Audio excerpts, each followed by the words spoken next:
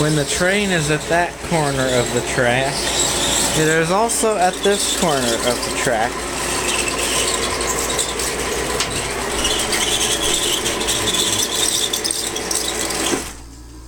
Okay, I waited too long. Let me back it up. Oh, that's not going to be a good idea. Okay, I got him even. So, when that train, when the caboose is on that side, just coming out of the tunnel,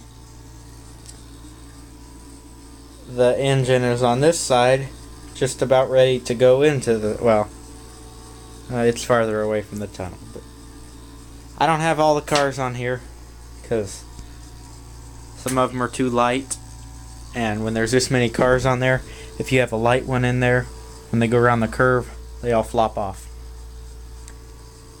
So I've probably got too many on here, but it runs. It's not hot, you know. It's not hurting anything like that. It just looks kind of odd. So 5 feet is about where the start of this log car is.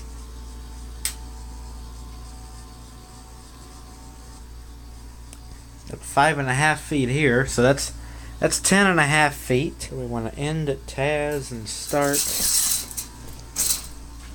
at about the front of that log. So we'll stop right there at the end of the coupling for Taz. And we're about right there with the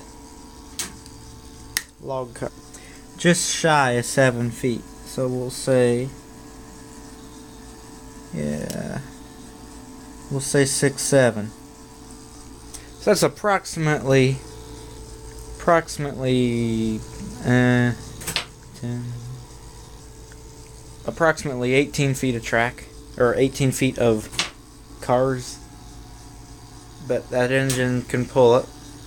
It's just a matter of these flatbed cars not jumping off of there. They're almost too light. That's why there's rocks in this car here.